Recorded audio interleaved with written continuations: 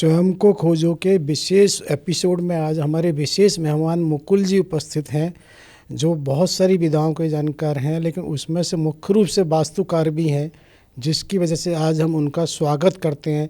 बहुत बहुत मुकुल जी, आपका स्वागत है। बहुत बहुत नमस्कार, बहुत बहुत प्रेम प्रणाम। क्या है मुकुल जी कि हमने स्वयं को खोजो में एक चीज़ शुरू की थी, श्री राम वन गमन नहीं होता तो पूर्व में दिए गए श्राप वरदानों क्या होता। तो उसमें हमने एक चीज़ देखी थी, वहाँ चित्रकूट में भगवान राम ने अपनी कुटिया बनाई और वहाँ पंचवटी में दोनों जगह उन्होंने वास्तु पूजन किया है। तो क्या है कि वास्तु जो चीज़ है कोई आज से नहीं है, बहुत समय से है और आज भी और हमने जबकि ये देखते हैं जन सामान्य में बहुत सारे चाइनीज़ आइटम आज भी हम देखते हैं। लाफिंग बुद्धा है, कई बार जिसको फ्रॉग मैडक कहते हैं, सिक्का है, फैंसी, मतलब बहुत सी चीज़ें। तो ये सब इस बात को प्रमाणित करती हैं कि कहीं ना कहीं जन जन के मस्तिष्क में आज भी ये चीज़ तो है कि किसी न किसी चीज़ का कुछ प्रभाव होता है। तो उसी के लिए मैं आपसे एक निवेदन करूँगा कि सबका ज़रा मार्गदर्शन करेंगे, वास्तु के बारे में क्या कहेंगे। देखिए, सबसे पहले अगर ये वास्तु है क्या ये समझना है। बहुत सुंदर। वास्तु पॉजिटिव और नेगेटिव एनर्जी की बैलेंसिंग को वास्तु कहते हैं जी। इस होल यूनिवर्स में पॉजिटिव और नेगेटिव दोनों एनर्जी हैं। इस दोनों एनर्जी का, पॉजिटिव नेगेटिव एनर्जी की बैलेंसिंग इज द वास्तु। अगर पॉजिटिव बढ़ गई, नेगेटिव कम हो गई, तब भी वास्तु बिगड़ती ही है, अनबैलेंस हो जाती है लाइफ। नेगेटिव ज़्यादा हो गई, पॉजिटिव कम हो गई, तब भी अनबैलेंस हो जाती है लाइफ। तो वास्तु का बस इतना है कि पॉजिटिव नेगेटिव एनर्जी की बैलेंसिंग का नाम वास्तु है। वो भगवान राम जब चित्रकूट में, पहले के लोग जानते थे, अब उसको एक साइंटिफिक व्यू दे दिया है, लेकिन है तो थी वास्तु उस समय भी थी। जो अभी आपने बहुत सुंदर बात की कि जो बैलेंसिंग पॉजिटिव और नेगेटिव एनर्जी की है, तो एनर्जी का तो एक सिद्धांत है ना कि energy can neither can be create और नॉर कैन बी डिस्ट्रॉय। सिर्फ इसका एक तरह से कन्वर्जन होता है। ऊर्जा को कभी ना तो पैदा किया जा सकता ना ख़त्म किया जा सकता है। इसी को हम 1% आत्मा और परमात्मा से जोड़ते हैं। आत्मा को भी हम यही कहते हैं कि आत्मा न कभी जन्मती है न मृत्यु होता है। तो क्या हम आत्मा और ऊर्जा को आपस में जोड़ सकते हैं? पूरा अस्तित्व ऊर्जा ही है, और ऊर्जा के दो गुण पॉजिटिव और नेगेटिव, ये और पॉजिटिव और नेगेटिव इन दोनों की बैलेंसिंग जोड़ सकते हैं। प्रत्येक इंसान में पॉजिटिव भी है, नेगेटिव भी है। होल यूनिवर्स, पूरा ब्रह्मांड इसी से बना है, और ये पूरा मंथन चल रहा है। पॉजिटिव और नेगेटिव का ही मंथन चल रहा है, आज भी मंथन चल रहा है। यही वास्तु है, यही पूरा सिस्टम है। इसी में अच्छे बुरे कर्म, इसी में दैत्य असुर और सुर, इसी में पॉजिटिव नेगेटिव। और ये ऐसा नहीं है कि बाहर कहीं कोई चीज़ रख दी तो ये वास्तु, बॉडी के अंदर की वास्तु बिगड़ी हुई होती है लोगों को। जी, बैलेंसिंग नहीं है, चक्र बैलेंस नहीं है। और जब तक ये बैलेंसिंग नहीं होगी, तब तक ये मानव से महामानव की यात्रा जो प्रभु राम ने की, कृष्ण ने की, नानक ने की, और भी बहुत की है, जो प्रकट नहीं हुए लेकिन बहुतों ने की। अस्तित्व मानव से महामानव की यात्रा की ये सार रखता है सामने। जैसे आपने इसमें चक्र की बात कहा, तो इससे एक चीज़ होती है, जैसे कई बार आज हम ये देखते हैं ना कि बहुत सारी टेक्नोलॉजी में कि इनबिल्ट सॉफ्टवेयर होते हैं। इसी तरह से हमें क्या लगता है कि जो इंसान का शरीर है उसमें वो चक्राज इस तरह से इनबिल्ट हैं, सिर्फ उनको एक्टिवाइज करना है। क्योंकि एक्टिवेट जो व्यक्ति जितना करेगा, लेकिन इस सबसे दो चीज़ें बड़ी शायद हो रही हैं कि कहीं ना कहीं हर क्रिया आपकी प्रतिक्रिया देती है, और यही एक तरह से उसका नियम है। लॉ ऑफ मोशन कहें, गति का सिद्धांत कहें, और गति को हम इस तरह से समझ सकते हैं, वो गति है जिसमें परिवर्तन हो रहा है। क्योंकि गति के दो ही सिद्धांत हैं कि जो परिवर्तन होता है वो अकारण नहीं होता, और बिना कारण के कोई परिवर्तन नहीं होता। तो उसी तरह से चाहे वो चक्राज में या कहीं भी कोई भी जो परिवर्तन है उसका कोई तो कारण होगा। बॉडी के अंदर ये चक्र पूरा विज्ञान है, पूरा षट चक्र विज्ञान है, हमारी स्पिरिचुअल साइंस का एक हिस्सा है। लेकिन कैसे एक्टिवेट, आपके पास फैन है, कूलर है, एसी है, पावर कहाँ से लाएंगे? जब तक कनेक्शन नहीं है आपके तब पास तक कुछ नहीं। कार है, कहाँ से लाएंगे वो पावर? पावर जैसे actually human body is the open crystal, just like open crystal. उसमें एक क्रिस्टल, एक बैटरी, जस्ट एक मैं छोटा एक बैटरी, पॉजिटिव नेगेटिव एनर्जी दोनों प्लेट्स हैं उसमें, दोनों प्लेट्स हैं, पॉजिटिव और नेगेटिव। अगर नेगेटिव हटा दी, बैटरी क्रिस्टल चार्ज हो गई नहीं। इस तरीके से हमें सबसे पहले हमारे अंदर जो सुप्त अवस्था में जो सोई हुई एनर्जी है उसको जागृत करना होगा। कैसे? फिर वही बात आती, स्वयं को जानो। स्वयं को जाने, पहला शब्द क्यों? कोई भूख है जो हमें अभी अतृप्त करती है, कोई प्यास है, कोई तड़प है हमारी। स्वयं को जाने क्यों, और फिर जब प्यास पूरी है तो फिर कैसे? हमें बनना होगा बीज, दबना होगा, साधना, तप, फिर फूटेगा, अंकुरित अंकुरित होगा, फूटेगा, वट वृक्ष बनेगा। एक बीज की पात्रता है कि वो एक वट वृक्ष बने, प्रत्येक बीज की ये पात्रता है कि वो वट वृक्ष बने, लेकिन प्रत्येक बीज वट वृक्ष नहीं बन जाया करता। लेकिन प्रत्येक वट वृक्ष बीज रहा होता है, कोई ऐसा वट वृक्ष नहीं है जो बीज नहीं रहा है। ये मौज है, ये मौज है उस परमात्मा की। इस परमात्मा रूपी सागर के ऊपर उठने वाली ये लहरें हैं, कोई 10 मीटर ऊंची, कोई 20 मीटर ऊंची लहरें हैं। दुख है ही नहीं संसार में, कोई दुख नहीं, कोई, ये मौज है उसकी। कहाँ है दुख? ऐसा है ना, किसने किसको पकड़ा हुआ है। जैसे अभी आप पॉजिटिव और नेगेटिव की बात कर रहे हैं, तो मैं एक बात उसमें देख रहा हूँ, मैग्नेट में जब हम देखते हैं कि मैग्नेट कितना भी सूक्ष्म और कितना भी बृहद हो, उसके जो पॉजिटिव नेगेटिव पोल्स हैं can not be separate. Smallest particle में भी होंगे और बिगेस्ट में भी होंगे, लेकिन उसमें एक चीज़ क्या है जो उसकी प्रॉपर्टीज़ है कि negative positive will be attract each other. होंगे ही, ये एक दूसरे के पूरक हैं। पूरा पश्चिम का मिलन, दो दिशाओं का मिलन, धरती आसमां का मिलन, ये पूरक हैं एक दूसरे के। ये इनके बिना सर्किट पूरा नहीं होता, विज्ञान में भी नहीं होता। और आज हुआ क्या है, लोगों ने पॉजिटिव एनर्जी को तो बहुत वरीयता दी है, think positive, think positive, think positive. Negative जाए कहाँ, वो एनर्जी कंडेंस हो गई, और कंडेंस हो गई सूक्ष्म, और वो हिट ज़्यादा कर रही है। फूल के साथ कांटों को भी उतनी ही स्वीकारता देनी होगी, अदरवाइज कांटे कहते हैं हमारी प्रॉब्लम क्या है, हम भी इस अस्तित्व का हिस्सा हैं। उनका होना उनका दोष नहीं है,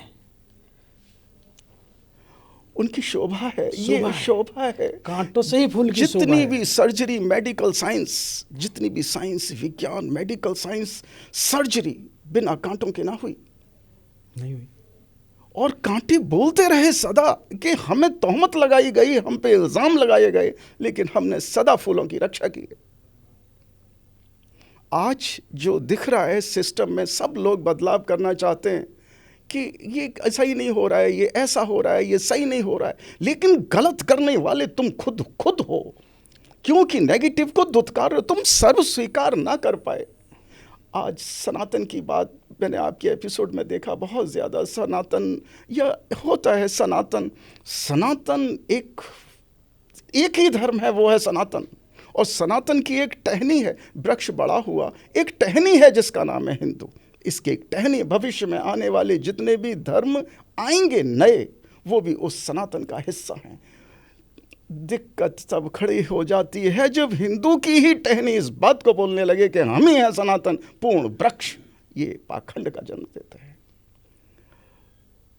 उसी में और भी हैं ज्योतिष, पराविद्याएं, हिप्नोटिज्म, सम्मोहन, फेस रीडिंग, आने वाली जितनी भी पराविद्याएं, उस सनातन से निकले हुए पत्ते, कोई टहनी है, सर्व स्वीकार। आज हिंदू धर्म में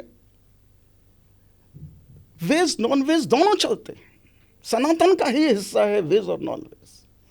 आप एक को दुत्कारेंगे, दूसरा अपने आप चलाएगा आपके पास। आप पॉजिटिव को बढ़ाएंगे, नेगेटिव खुद ब खुद चली आएगी आपके पास।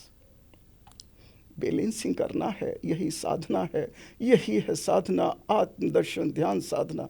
बिना इसके कोई दुख का निवारण नहीं है। और एक और चीज़ है, होश ज़रूरी है। बेहोशी की हालत में अगर अमृत का पान किया तो वो विष के समान काम करता है, चाहे वो अमृत के रूप में कोई भी हो। तो आज लोगों ने पढ़ा, असर कुछ नहीं हो रहा है, ये चीज़ है। क्या है कि जैसे अभी हमने कहा कि भाई वो negative positive energy complement to each other है, लेकिन इसमें एक चीज़ महत्वपूर्ण हो जाती है, एक शब्द हो जाता है आकर्षण और एक शब्द है मिश्रण। दोनों में एक अंतर क्या होता है कि आकर्षण हमेशा अपोजिट का होगा और मिश्रण हमेशा समान में होगा। दोनों में इतनी ये बड़ी भिन्नता है, जब तक इस भिन्नता को नहीं समझा जाएगा, क्योंकि कई बार हम आकर्षण को मिश्रण मान लेते हैं और जबकि मिश्रण अलग है और आकर्षण अलग है। नेगेटिव एनर्जी होल्डर्स, जैसे जैसे ये मेरी पूरी बॉडी है, मेरे अंदर नेगेटिव पॉजिटिव दोनों समाये हुए हैं। मुझे किसी भी इंसान को 20 से 2 पार्ट करिए, मेरा ये हिस्सा पूरा पॉजिटिव है, सभी देवता सब बैठे हुए हैं, यह नेगेटिव एनर्जी है। बैलेंसिंग, अगर नेगेटिव के फॉलोअर हैं तो वो मिश्रण हुआ, नेगेटिव में मिली, लेकिन नेगेटिव का आकर्षण पॉजिटिव से रहेगा, पॉजिटिव का सदा आकर्षण नेगेटिव में रहेगा। देवता सदा से, अब ये कहते हैं, ये शास्त्र वर्णित है, अनुभव भी होगा। इस मनुष्य तन पाने के लिए देवता, यक्ष, गंधर्व, राक्षस सभी तरस रहे हैं। आखिर क्यों, क्या खासियत है इस मनुष्य रूप में? इस मनुष्य रूप में रजवीर के बने हुए शरीर में आखिरकार क्या ऐसा स्पेशल है जो इस अस्तित्व ने डाला है? देवता क्यों लाइन में लगे हैं? इतनी गर्मी, इतनी सर्दी, इतना सब, कितनी व्यथा, क्योंकि इसी मार्ग से सत्य के मार्ग पे पहुंचा जा सकता है। यहीं बैलेंसिंग संभव है, अदरवाइज देवता बैलेंस ना कर पाएंगे। राम ने चित्रकूट में आके वास्तु का किया, वो बैलेंसिंग मनुष्य रूप में ही कर सकते।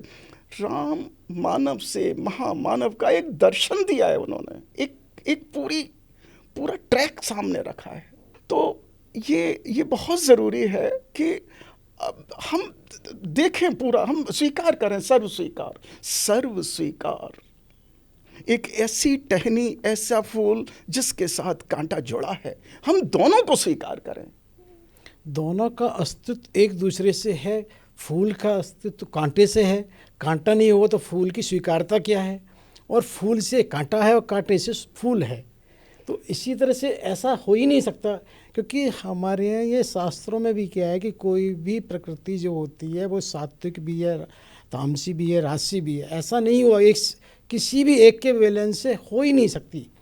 तो उसी चीज़ को जैसे आपने कहा ना, एक ही शरीर से दोनों उड़ जाएं, तो इसका मुझे एक चीज़ ध्यान आती है कि ब्रह्मा जी के शरीर से ही एक ही शरीर के 2 हिस्से होकर मनु शतरूपा जी का जन्म होता है। तो वो भी क्या है, 2 तरह की ऊर्जा। तो उसी चीज़ को ये है कि कभी भी चाहे हम देखें किस युग में ऐसा हुआ जहाँ पर असुर नहीं थे। मुझे कोई युग ऐसा नहीं मिलता जहाँ असुर नहीं है, क्योंकि ये चाहे वो किसी भी विष्णु लोक की बात हो, जब भी हुआ को वहाँ अर्थात ये दोनों तरह की सृष्टि थी, है और रहेगी। लेकिन सिर्फ इसमें एक एहसास की ज़रूरत ये है, जो अभी आपने कहा कि कुछ ना कुछ है इस मनुष्य जन्म में, मनुष्य योनि में, जिसके लिए देवता, गंधर्व, यक्ष और किन्नर सभी लाइन में लगे होते हैं। तो वो इस मनुष्य योनि में ही कुछ ऐसा है जो पाया जा सकता है। क्या है वो, लेकिन आप बताएं। स्वयं की खोज तक का ट्रैक मनुष्य जीवन से ही जाता है। आप अपनी मूल स्वरूप, आप क्या हैं, परम तत्व, आत्म तत्व। कोई स्केल नहीं है किसी के पास कि नाप ले किसी की कितनी साधना है। हो सकता है बोले ये कितनी साधना है, किस शख्स की कोई नापने का पैमाना आज तक बना ही नहीं है इस संसार में कि किसी की साधना नापी जा सके। अपने सेल्फ, अपने आप को पहुंच सको, अपने आप तक जान लो खुद को, मानव से महामानव तक की यात्रा का सर्किट पूरा कर सको। अगर इसलिए है मनुष्य जीवन, इसलिए। बस ऐसा नहीं है कि नहीं साहब, जो रस मनुष्य के जीवन में, जो जो काम क्रोध लोभ मोह, आज मुझे खाने में, मनुष्य को खाने में जो रस आता है, चिड़िया कबूतर गधे घोड़े सबको वही रस आता है। नींद में जो सोने में इंसान को लुत्फ आता है, उतना ही आनंददायी पशुओं के लिए है। तो फिर मनुष्य संभोग में भी सब चीज में उतना ही, कोई ये नहीं कह सकते कि कुत्तों को कम आता है इंसानों को ज्यादा आता है, ये आज तक कोई पैमाना नहीं बना, ना संभव है। सब चीज सेम है, कोई एक चीज खास डाली है मनुष्य के उसमें कि ये जा सकते हैं। इसीलिए ये पूरी यात्रा है, साधना है, आत्मदर्शन ध्यान साधना, जो जो जो एक सेल्फ तक, अपने आप तक पहुंचने की साधना है। इसको ऐसे समझा जा सकता है कि जो डिस्क्रिशनरी पावर है, जो उसके चक्रास को डेवलप करने की है, वो केवल इस मनुष्य योनि में ही है, किसी और में नहीं है। क्योंकि जो या साधना का शब्द ही यही है कि भाई साधन प्लस जो साधन वो उपयोग में ला रहा है, उसके आने से जो प्राप्त हुआ साधना या बैलेंस। साध का मतलब ही कहते ना भाई साधो ऐसे, तो वो जो बैलेंस करता है वही तो साधना है।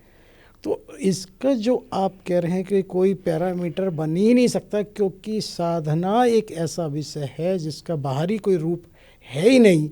जो कुछ घटित हो रहा है, आपने अभी कुछ समय पहले ये भी कहा कि भाई जैसे फेस रीडर है, हिप्नोटिज्म है, लेकिन एक चीज़ तो है कि सम्मोहन आज भी माना जाता है। जब माना जाता है तो एक सम्मोहन को हम ऐसे समझें, कुछ ना कुछ ट्रांसमिट हुआ ईच अदर आइज, भाई कुछ तो हुआ। अब बताइए कौन सी लेंस से आप देखोगे क्या चीज़ ट्रांसमिट हुई। अगर कुछ भी ट्रांसमिट नहीं हुआ तो सम्मोहित हुआ ही नहीं वो, और सम्मोहित हुआ है तो कुछ तो हुआ है ना। इससे पहले एक संदर्भ में बताऊं। चेतना के दो पंख, हमारी आत्मा, चेतना के दो पंख कौन से? एक पॉजिटिव, कण कण में ईश्वर की अनुभूति, एक पंख। दूसरा अहम ब्रह्मास्मि। चेतना के जब तक दोनों पंखों का समान विकास नहीं होगा, दोनों पंख का, जब तक ये मनुष्य उस आत्म उपलब्धि को प्राप्त नहीं हो जाएगा, नहीं होगा। ये मेरा अपना दर्शन है, ये सेल्फ कोई आरोपित नहीं है, कोई वेद शास्त्र नहीं, ये सेल्फ का अपना दर्शन है। पॉजिटिव, और कैसे होगा? पॉजिटिव नेगेटिव एनर्जी दोनों को आज लोग इसी का कर रहे हैं। जहां बात कही आपने कि सम्मोहन हिप्नोटिज्म या फेस रीडिंग या इनर इंट्यूशन पावर, क्या टेलीपैथी, आप आज से 30 साल बाद की टेक्नोलॉजी क्या होगी? 20 साल बाद, ज़्यादा नहीं, 20 साल के बाद लोग अपने बच्चे को कहेंगे कि स्पिरिचुअल साइंस में बीटेक कर रहे हैं। ये लिख लीजिए, कंप्यूटर साइंस, एआई, सब काम एआई मशीनें करेंगी, मनुष्य को करने को कुछ नहीं बाकी है। कर सकते हो तो उपलब्धि करो, आत्म उपलब्धि। अगर कुछ नहीं करने को, आपके पास कुछ नहीं है, सब मशीनें करेंगी। या तो भोगो या योग में जाओ, या योग। भोगोगे तो जब तक तुम्हें मौका मिलता रहेगा, जब तक भोग से तृप्त नहीं हो जाओगे, इस जन्म में ना हो, ठीक है, रिप्लेस द बॉडी। ये बॉडी दूसरे में गई, ये गॉड पार्टिकल दूसरे में गया, फिर भोगो, नहीं तृप्ति हुई, वंस मोर। ईश्वर बड़ा करुणावान है। हम लहरें हैं उस परम सागर की, लहरें मानती हैं, दुखी हैं, जबकि वो सागर का हिस्सा है। और लहरें क्यों हैं? ये सागर की मौज है। एक हंस रहा है, एक बोल रहा है, एक मर्सिडीज आ रहा है, उसी वक्त एक रो रहा है, एक फेंक देता है इतना खाना, एक को भूख के लिए 100 रुपए के लिए सुबह से शाम तक तड़प रहा है। ये क्या है? ये कोई सिस्टम बनाया नहीं, ये मौज है उसकी। सागर में उठने वाली लहरें सागर का हिस्सा हैं। फिर मैं उसी पे पहुंचा हूं। सम्मोहन, टेलीपैथी, आने वाले दिनों में मोबाइल्स की ज़रूरत नहीं होगी, मुझे क्या कहना है, पहुंच गई बात। अभी जो जितना कहा जा रहा है भागवत प्रवचन सत्संग ट्रांसमिट होगा, सत्य ट्रांसमिट होगा, वाणी दूषित हो जाएगी निकलते ही सार, अर्थ का अनर्थ होगा। वेदों में शास्त्रों जिसने भी लिखे वेद शास्त्र, आज तक जिसने भी लिखी धार्मिक पुस्तकें वेद शास्त्र, उन किन्होंने लिखी? उन्होंने लिखी जिन्होंने स्वयं को पहले पाया, जिन्होंने स्वयं आत्म अनुभूति जिन्हें पहले हुई, उसके बाद करुणा के कारण करुणा हुई उनकी कि जो मुझे अनुभव हुआ है वो औरों को भी हो, इसलिए शास्त्र ले गए। लेकिन पढ़े किसने?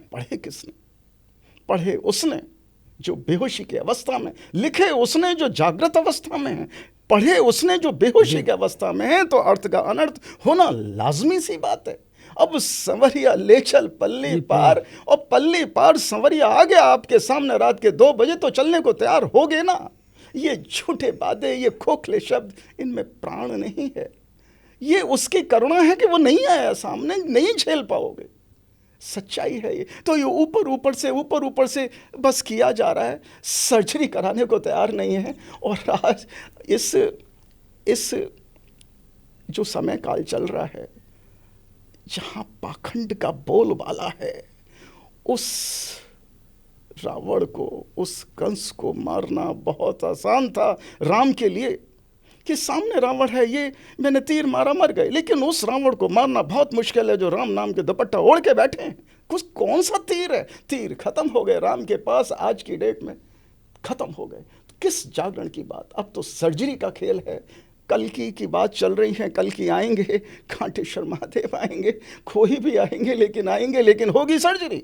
अब प्रवचन नहीं होंगे, क्योंकि प्रवचन काम नहीं होंगे, अब सर्जरी होगी। ये भाव है अपना। क्या है, बिल्कुल होगी, क्योंकि समय के साथ हर चीज़ की आवश्यकता होती है। लेकिन मूल जो है वो है कि हमारी जो सारा अध्यात्म था, सारा कुछ था, वो श्रुति और स्मृति से ही चलता हुआ आया। लिखने की ज़रूरत तो तब पड़ी जब कहीं ना कहीं आदमी को लगा कि स्मृति लोप हो रहा है। अन्यथा हमारे यहाँ तो ये प्रथा पहले थी कि जो भी कुछ था श्रुति और स्मृति से ही था। लेकिन जो वर्तमान की बात है, या किसी भी समय, जो थोड़ा समय पहले भी मैंने कहा कि ऐसा कोई युग नहीं था जहाँ केवल और केवल पॉजिटिव रहा हो। देवता हो, असुर हो, हमेशा थे, हैं और आगे भी रहेंगे। रही बात ये कि किसको क्या देखना है और किसको किससे शिक्षा लेनी है। क्योंकि मैं क्या कर रहा हूँ, मुझे अपना झूठ सत्य सिद्ध करना है, तो मैंने क्या कहा, वो ऐसा कर रहा है, वो ऐसा कर रहा है, मैं उससे बढ़िया हूँ। यानी कि ये मैं स्वीकार कर रहा हूँ कि मैं गलत कर रहा हूँ, लेकिन मैंने उसको स्वीकारता को और बढ़ावा देने के लिए दूसरे को गलत पहले कर दिया। मैंने ये नहीं कहा कि भाई वो बहुत मुश्किल से उसने बहुत अच्छा किया, मुझे भी ऐसा करना चाहिए। मैंने उल्टा दर्शन शुरू कर दिया है, अपने को सत्य करने के लिए दूसरे को गलत साबित सिद्ध कर दिया है। कैसे पहुंचेंगे उस गॉड पार्टिकल तक? आप बाहर हैं, उस गॉड पार्टिकल तक पहुंचेंगे कैसे? आपका नेगेटिव पक्ष स्ट्रॉन्ग कैसे होगा? आपको कांटों को, आपको नेगेटिव एनर्जी को समझना होगा, उनकी रीतियां, उनको समझना होगा। अभी एक छोटा सा प्रसंग है। सूक्ष्म रूप रख के हनुमान ने लंका में प्रवेश किया, विराट रूप रख के नहीं, कर ही नहीं सकते थे, क्योंकि उनको नहीं मालूम था। जामवंत ने हाथ रखा, कुंडलिनी जागृत हुई, शक्ति आई, भक्ति थी राम के प्रति, समर्पण का भाव। जंप मारी समुद्र में, पहुंचे सीधे लंका। सूक्ष्म रूप क्यों? फिर देखिए क्या ग्लैमर है वहां, सोने की लंका, बहुत खूबसूरत लंका।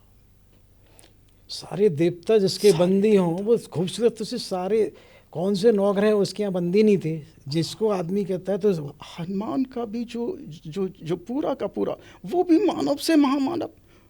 शक्ति जागृत हुई, चले सुरसा का एक प्रसंग आया जी, कि वो चाहते तो कुछ और, शक्ति बहुत ज़्यादा। आज शक्ति जरा सी आ जाए उसका दुरुपयोग कर रहे हैं लोगों ने, कोई भी शक्ति आ जाए उसका दुरुपयोग किया है।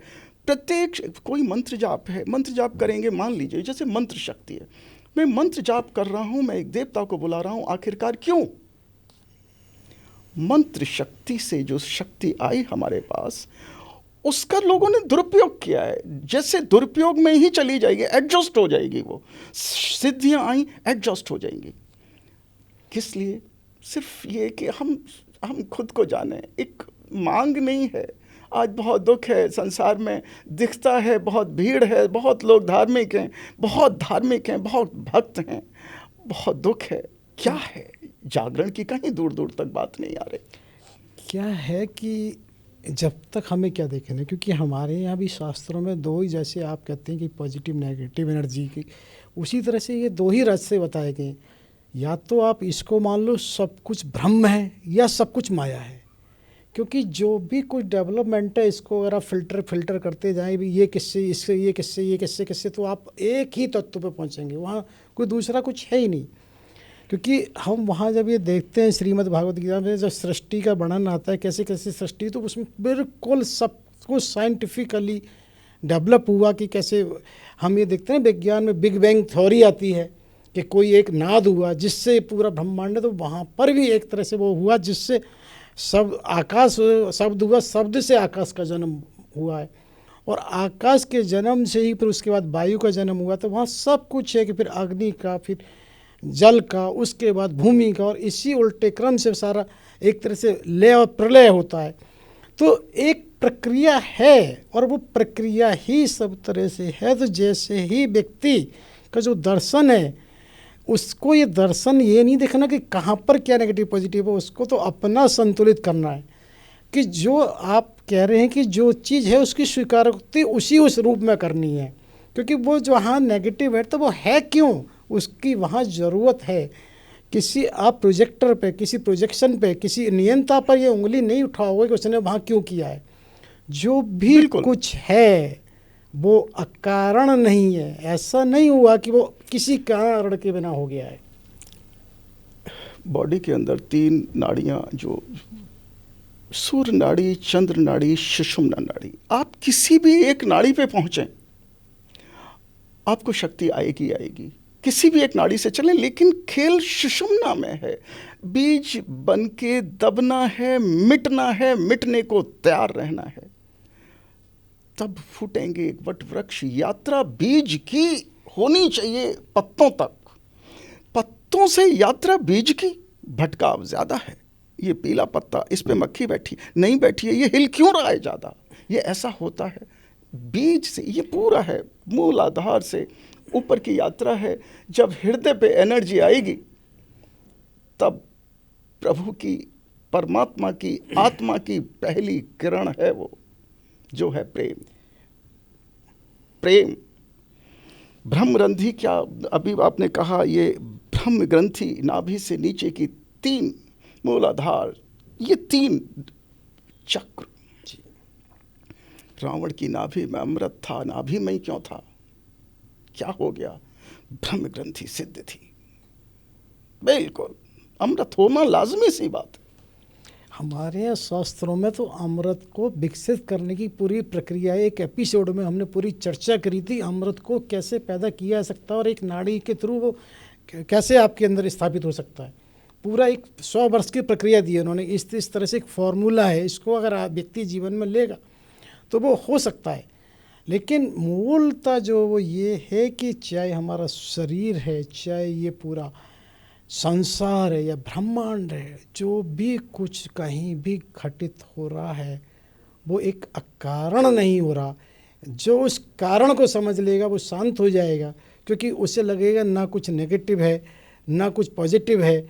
जो कुछ हो रहा है वो होने के लिए हो रहा है, ना अच्छा होने के लिए ना बुरा होने के लिए।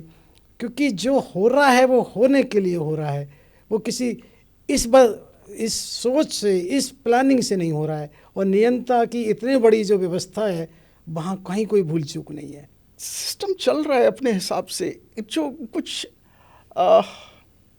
कारण है, मैं हूँ, कोई भी है, कोई कारण है इस होल यूनिवर्स में, जो है उसका कोई कारण है। यस, कोई कारण शरीर है। जो कारण है सेल्फ रियलाइजेशन का, यही मतलब जो कारण है वही कर रहे हैं अपने नेचुरल वे में, प्रत्येक इंसान वही कर रहा है, अपने नेचुरल वे में कर रहा है। एक्चुअल में क्या है कि आप एक बात देखिए, इस प्रकृति का कहीं से कुछ भी अध्ययन करेंगे, प्रकृति से अधिक रहस्यात्मक और तार्किक कुछ भी नहीं है।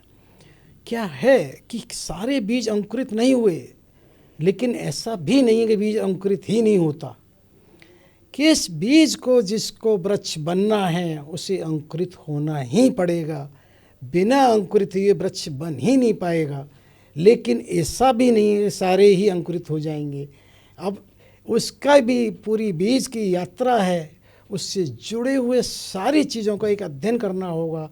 होता क्या है कि बस हम यहाँ तक सीमित हैं, एक वृक्ष देखा, उसके फल देखे, उसकी छाया देखी और वाह वाह, छाया और वाह वाह तो हम बस कर सकते हैं, लेकिन उसकी यात्रा को नहीं देखा जा सकता। जब तक उसकी यात्रा को नहीं देखा जाएगा तब तक कुछ नहीं पाया जा सकता।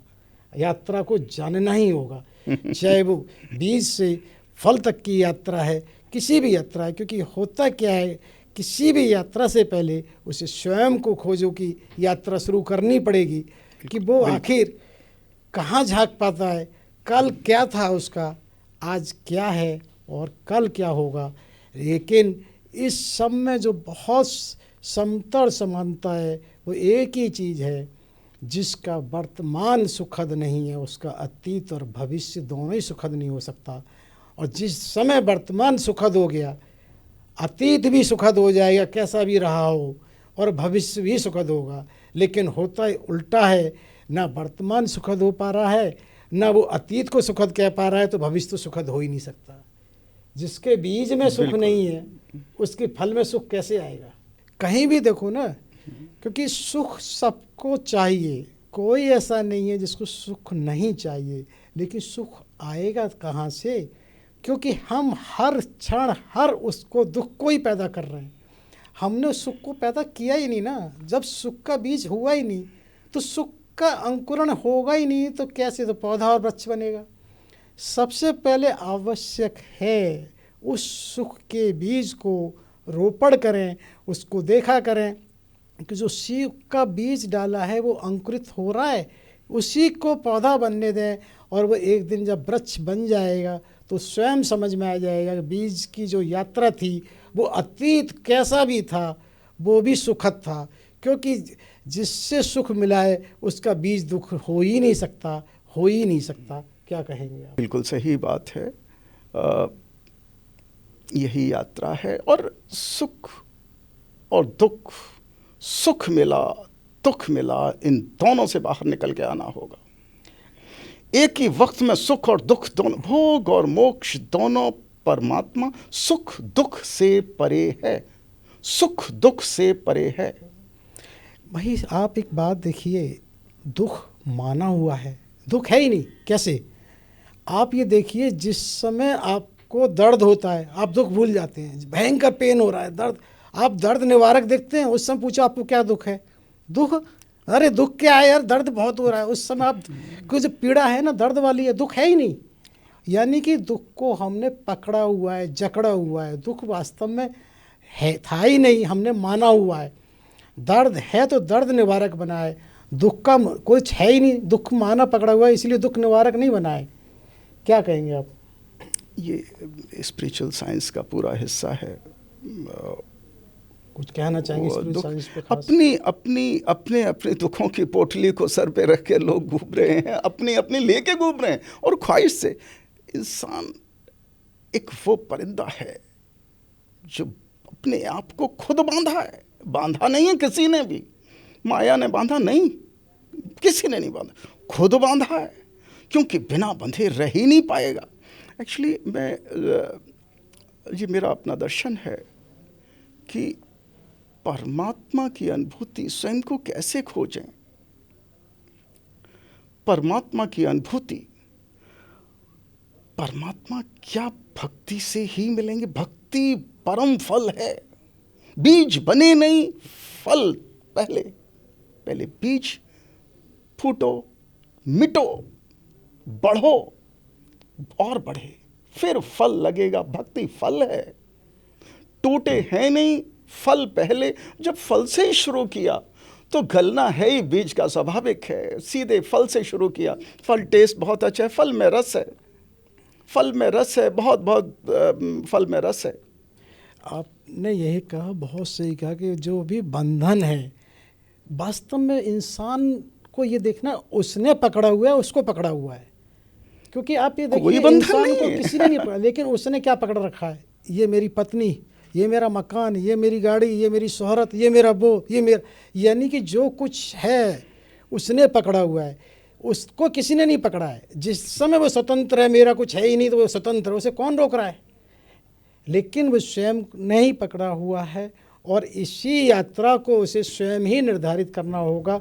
और इसी के साथ में आज आपका बहुत बहुत आभार और शुक्रिया, धन्यवाद अदा करता हूँ। आपके दर्शन से बहुत लाभ हुआ है।